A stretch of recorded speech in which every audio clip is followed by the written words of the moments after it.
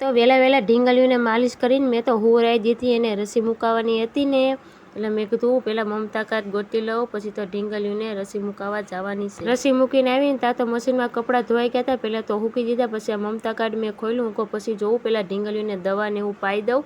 આ ઢીંગલીઓને કાંઈ અસર છે જુઓ, રસી મુકાવીને. શિવાની મારી જાગતી હોય ને તો તોભાની તાલી છે, ભલે તો દિવસના તાળા દેખાય છે, પણ એને એમ થાય કે આ ઢીંગલીને બે હાથે ને એક પગે રસી મૂકી છે તો એને દુખાવો નહીં થાય. ઢીંગલીઓને તાવ ન આવે ને એટલે આ દવા આપી હતી દૂધમાં નાખીને પાવાની. પછી તો મમતા કાર્ડ યાદ આવી ગયું ને મેં જોયું તો રસી 10 મહિનાની પૂરી થઈ ગઈ. રસી તો પૂરી થઈ ગઈ, પણ અમારા બેનને કાંઈ અસર થઈ નથી. જો કાંદાના ફોતરા આખા ઘરમાં ઉડાડે છે. માયનું કામ કરીને નવરી થઈને તો સ્વાહા ઘરનું. શિવાની હાલવા શીખી છે ને તો નીચે તો મારે કાંઈ વસ્તુ નથી રખાતું, બધું ઊંચું રાખવું પડે. ચારે ઢીંગલી હોઈ ગયું છે ને તો મારે સવારમાં પોતા મારવાના બાકી હતા. હું કહું કે બપોરનું ટાણું છે ને તો તડકોય છે તો પોતું ફૂંકાઈ જાય. 6 વાગે ને ત્યારે ધાબુ ઠંડુ થાય ત્યાં સુધી હું ઢીંગલીઓને બાણે ન કાઢું. ત્યાં તો શિવાની ઉઠી ગઈ, ત્યાર કરી દીધી ને પછી રમકડાને ઢગલો કરી દીધો.